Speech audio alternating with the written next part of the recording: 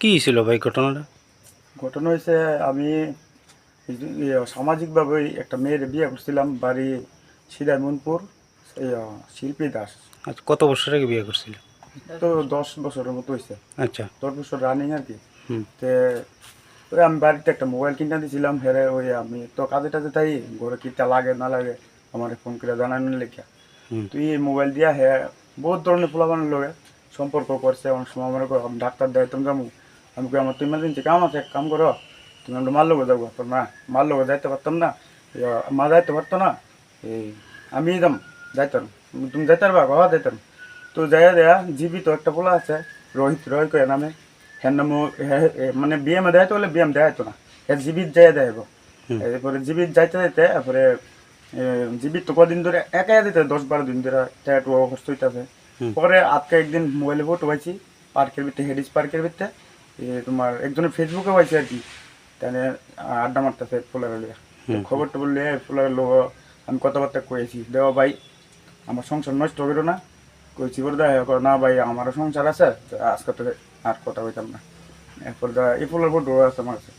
এরপর আচ্ছা ভাইতে এসে আবার বুঝাইছি তুমি এইসব কাজ টাজ করো না, আমি যেমনি পারি মানে তুমি যাও চাও আমি তা আইনা দেবো, কেউ জানাইছি না বাড়ি ঘর, আমি আমার ভিতরে রাখছি বা ভাবছি এমন ভালোবাসা দেবো তাই সব বলে রাখ, তাই বলনের কোনো ইয়েই নাই, নাম হইল না। এবার কিছুদিন আগে বাড়িতে কার্য উজ্জা কইরা একবার গেছে যাই সেরা এই। তোমার কি বাচ্চা ছিল? আমার বাচ্চা আছে 7 বছরের। নাম কি বাচ্চাটা? শ্রাবণী মালাকার। আচ্ছা। এরপর বাচ্চা নিয়েই গেছে?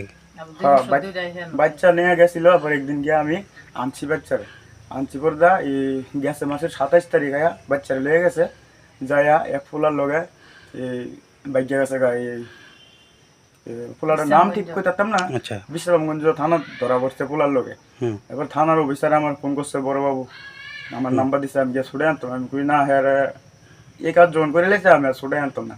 এরপরে আনতে গিয়া হ্যাঁ মা শিল্পী দাসের মা সুমা দাস সিদামনপুর বাড়ি মণিপুরি চমুনি, হ্যাঁ গিয়া ছুড়াই আনছে রাতে 12টা 12:30টার দিকে ছুড়াই আনছে, আইনে সেরা হ্যাঁ নিয়ে এই জোর জবস্তি করে ফুলার বাইক দিয়েছে।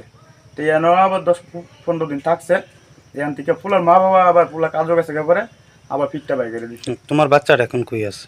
বাচ্চা এখন আছে সিদাইমনপুর, আর তাই বাইক গেছে গা বেঙ্গালোর। আচ্ছা। বেঙ্গালোর একটা হসপিটালও ডিউটি করে, সুপারভাইজারটা যারা আছে সিকিউরিটি গার্ড তারা রান্না বান্না করে। আচ্ছা, তোমার বাচ্চা এখন ওইখানে কার লগে আছে?